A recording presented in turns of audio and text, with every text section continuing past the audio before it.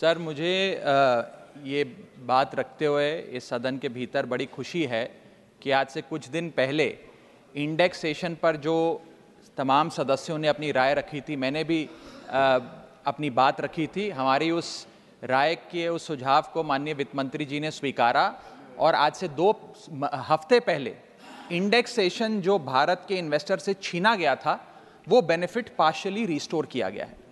लेकिन ये एक बहुत बड़ा प्रश्न चिन्ह खड़ा करता है भारत सरकार की टैक्स पॉलिसी पर कि कितनी कंफ्यूज्ड है हमारे देश की टैक्स पॉलिसी।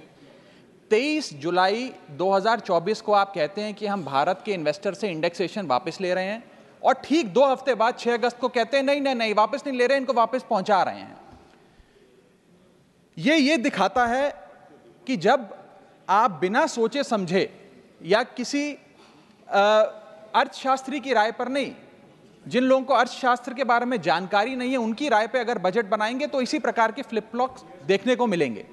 सर, मैं बताना चाहता हूं कि इंडेक्सेशन को भारत के निवेशक से छीनना उसकी कमर तोड़ने जैसा है। जैसा कि मैंने पहले भी बात रखी थी कि इंडेक्सेशन को फुल्ली रिस्टोर करने की जरूरत है, लेकिन अभी भी कल जो अमेंडमेंट फाइनेंस बिल में लाया गया है वित्त मंत्रालय द्वारा, उसमें भी इंडेक्सेशन पार्शियली रिस्टोर किया गया है, फुल्ली रिस्टोर नहीं किया गया। उसमें भी एक पेच है और पेच ये है कि तमाम एसेट क्लासेस पे इंडेक्सेशन नहीं रिस्टोर किया जा रहा, मात्र इमूवेबल प्रॉपर्टी यानी कि लैंड और बिल्डिंग पे रिस्टोर किया जा रहा है। और दूसरी चीज, 23 जुलाई 2024 के बाद खरीदे गए किसी भी एसेट में, किसी भी इन्वेस्टमेंट पर इंडेक्सेशन नहीं दिया जाएगा।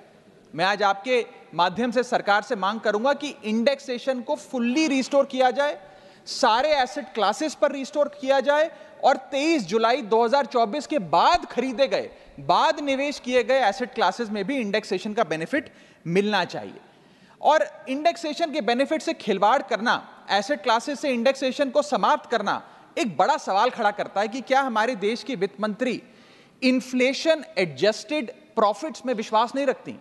क्या उन्हें इन्फ्लेशन का ज्ञान नहीं है? क्या वो जानती नहीं कि इस देश में महंगाई एक प्लेग की तरह फैलती जा रही है? मेरा दूसरा भाग आज के वक्तव्य का है जीएसटी पर।